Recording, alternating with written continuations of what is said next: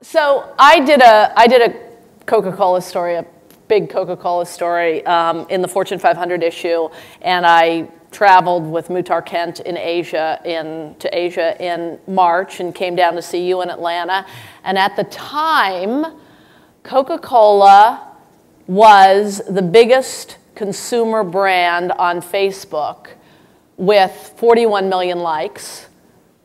And how many do you have now? Almost 52 million. Yeah, so. Isn't that amazing? Since Still March. the largest brand page.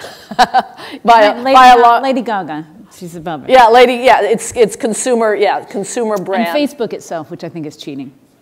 Honestly, right? Liking yourself. So this is the big question. What are the keys to building the biggest brand in consumer brand in social media? Well, I think it's probably safe to say it's a journey. We don't have it all cracked, and we're learning every single day. So for every success that I could share, I would tell you that there are 5 learnings behind it that didn't work out the way we wanted it to do. And we certainly, size is one thing, but engagement is also important, and we've got more work to do on engagement. So with that said, there's lots of lessons I would share. The number one thing we try to think about is being share-worthy in everything we do, in every way. So everything communicates. In every way we're thinking about how are we communicating in every sort of aspect of our company, and how does that reach not only an initial audience, so 51 million fans on Facebook, but who they are connected to is our ultimate audience. So our 51 million are just over 1 fan away from the full universe of Facebook. So we do our job well and put useful, interesting, compelling content out into this community. They share it to an ultimate audience that is far greater than the one we can reach initially. So that's probably the number one thing. Be share-worthy. Be share-worthy. Let me keep going. I'd like you to keep going. Okay. I can prompt you if you would like, but I think you have some ideas in your head. Well, I think the next thing, and I think we've heard a lot of these things, but listening and use your ears and your mouth in the proportion to which they were given to you, I think is one of those good adages for social media. So if you would listen twice as much as you talk and really engage your consumers. Consumers want to be part of the dialogue. They want to be there. We're using this term in our digital team now, flossum. Being awesome with your flaws, right? And so with your flaws, mistakes, flossum, right? Just, with the things that aren't quite perfect. I don't. Right? I think it's an important. Odd brand name for that. Flossum. But you know what? What consumers want, they don't want to see your corporate veneer. They're really not interested in having a relationship with a corporate monolith. Right? So how do you express your flaws? Well, you want to be human, right? You want to speak like a human, act like a human. So what would be an example of that? Well, I think, if you haven't, so when you're listening and you're engaging with consumers, being able to have that dialogue that isn't the 2-sentence pat corporate. I'd put a bullet in all of those if I could. And by the way, it's a journey. So my PR people would say, no, the 2-sentence PR statement has a role, but being able to speak like a human would speak. So if someone gives us feedback, there's no recycling at my little league field, and I'd really like recycling there.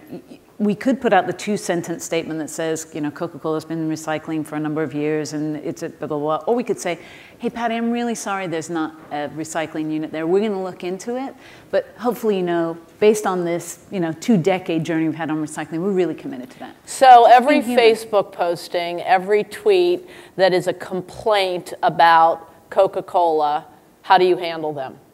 Well, I think you have to, again, it's a journey, so some of you better than others, but I would say, one example, 15,000 tweets on brand Coca-Cola every day. And any of those that are a question, we answer. I mean, you have to, and by the way, that's just table stakes. There is no glory in that. You have to answer consumers' questions. You have to be out there listening. And so we're doing our best to engage and answer the discussion and get invited into that dialogue, because we don't control it anymore. And I think probably that's one of the hardest lessons for most of our companies, especially the ones that are 126 years old.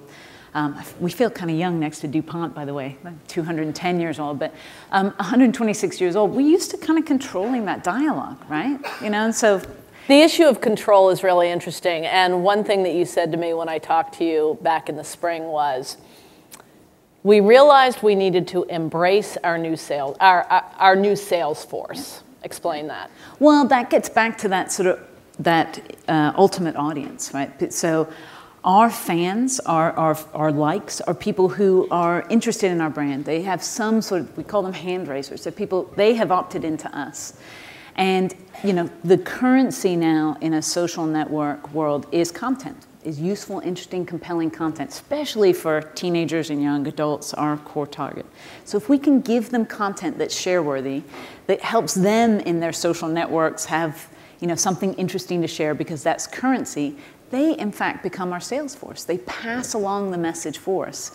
And I think you have to talk about that carefully because some people would say, well, you know, they're our fans, they're not our sales, but they want to. They really want to carry the message of your brand. So I think there's a mindset shift. And this is a company that used to be all about control. I mean, we were all about control, but the Coca-Cola company especially, that is, you know, the most global brand and wanted consistency around the world and still wants it, but has to let go a little bit. And what about co-creating content? Well, this is a great, so for this t-shirt specifically, this is a partnership we did with Uniqlo in Japan. And they do a t-shirt contest every year. So we approached Coke and we partnered with them. Over 6,200 entries for the t-shirts from like about 70 different countries, almost 100,000 votes on the t-shirt designs. Now, you know, is that logo perfect? No, you know, but this is how a consumer would create it. It's fantastic. By the way, here's how you wear this t-shirt. Oh my gosh. Like a straw. See? Only a consumer would come up with that. That's great. Right? So, I mean, that's cool. So, you know, we have to be a little less precious, and we have to be willing to let consumers engage with our assets, and then we're ultimately human, right? What has been so Wendy came over from AT&T about 4.5 years ago, and was really, I mean, Coke was not in good shape then, and you really questioned whether you should be making this move, and Coke did not have its social media act together at the time. I'm sure there were some mistakes made, at least early on. Tell us about a mistake and what you learned from it over the last 4 years. I think there are learnings. You know, we talked about this in Mindy Grossman's panel yesterday. We cannot be afraid of mistakes. I mean, I think the minute you're afraid of mistakes, you'll stop trying. And by the way, consumers want you to iterate. That's part of being Flossin, is let me kind of engage in it and let me be part of it and engage with you. And so, you know, if we're not failing, then I don't think we're innovating enough. We've really got to push and test and trial and fail more. So an example, early on in social media, probably our first viral hit was a YouTube video, hopefully a lot of you have seen it, called the Coca-Cola Happiness Machine, and we put a machine in New York University, and it spat out all kinds of stuff other than Coke, and we had the kids getting the university kids getting the Cokes and the other stuff out and sharing it, and it went viral immediately. Our first instinct as marketers when that happened was to replicate it. That's, you know, because that's what we do. We're built for scale, over 200 countries. We'll replicate it and we'll get it out. So we very quickly did exactly the same video in England, except it put out strawberries and cream and stuff that's very British. And of course, that video went nowhere, right? Because again, back to content being the currency. Once you've seen it, right, there's the currency is diminished. So that was a huge learning right away. So things like that happen all the time for us. Coca-Cola actually let two guys, like two random guys who started to build a Coca-Cola fan page on Facebook, let them build it until it got to 1 million fans, and then you brought them into the company, right? And started talking to them. Explain that. They did it. That was, that was in 2008. They had built the page to a point that was 1 million fans, and actually Facebook approached us and said, you know, this is in violation of your IP. And, you know, we can shut this down. And thankfully, it was before I was at the company, someone in our digital team said, could we talk to them before we kind of shut it down? You know, could we partner with them? And they today are, if you go onto our page, they lead it with us, Dusty and Michael. And we've, you know, that helps keep us very authentic. Back to great storytelling. That's part of the story of this page, is that it wasn't founded by us, and it's fans first, and it's of and for the fans.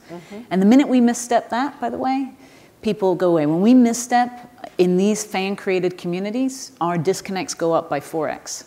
When we start to think about it as a marketing channel and push our messages down and really don't celebrate and raise up the conversation of the community, you see your disconnects go up. It's a very simple equation. Who has a question? Is there anyone back there with a question? Okay, we have one right here. Good. Oh, great. Hi, I'm Wendy. Hi. Tiffany Dufu, the White House Project. I'm wondering if any of your adages or your advice also applies to building a personal mega brand. Well, yeah, I think absolutely. So, I think being, the principles that I think we've heard across this meeting, being authentic, being transparent, being human, sharing our learnings, sharing failures that are learnings. I absolutely think all those principles apply to how we're can build a personal brand too. One of the things I talk about a lot is playing well. I mean, these campaigns now are so complicated. If the Olympics campaign we did just this past summer, 2012 Olympics, we activated in 108 countries. I will tell you without exaggeration, over 10,000 people touched that campaign to lift it off the ground.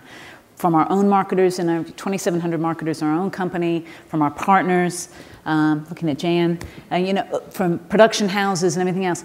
I would tell you easily 10,000 people touched that. If you can't play well, if you can't collaborate, if you can't share and learn together, if you can't set aside your own ambitions and put the companies and the objectives at the center of what you're doing, it's just not going to work with the complication factor of this. So, yes. It's a long way of saying yes.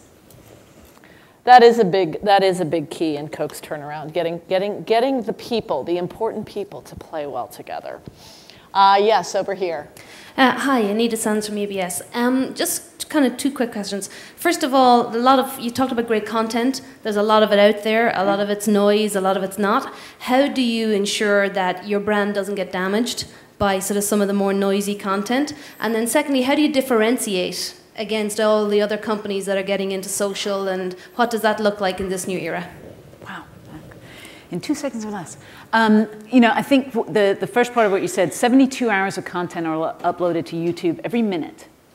So there's no lack of content in the world. And so if we're going to cut through and break through, we better have something that's interesting. So we want it to be deeply connected to our brand. So it's always about the brand, but it's got to be useful or compelling or funny or make you have some sort of emotion so that it is share-worthy. I mean, ultimately, we want it to be shared and passed along. So holding ourselves to really good storytelling, I think, is very important in that. But the one part you said in that question, you can't control it. So there's plenty of content out there that I would much prefer wasn't around on brand Coca-Cola. But here's what you have to resist. You have to resist the temptation to take that content down. And that goes back to the control thing. And it's bloody hard to not take the content down. Like everyone's screaming from the halls, take it down, take it down. You take that content down and it's like a game of whack-a-mole. It comes up 5 times as much. You get into a game you're not going to win. So you can do your best to engage. You can do your best to sort of navigate around it. We just want to put out the content that's really compelling on ours that gets shared further.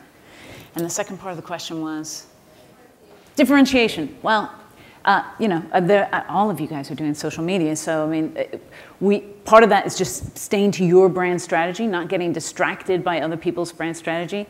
I think what Billie Jean said. We have great competitors in our field. I hate the guys in blue.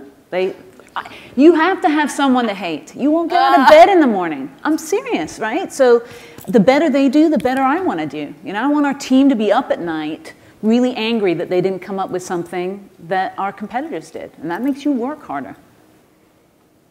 Wendy, I wanted to ask you what excites you on the horizon. We're out of time. Can you do it in 15 seconds? Well, mobile. I mean, mobile is the most important medium of the next decade, without question. And so everything we're doing, if it can't communicate in a 4-inch by 2-inch screen, it's not good enough. Yep. Thank you so much. It's great having you here.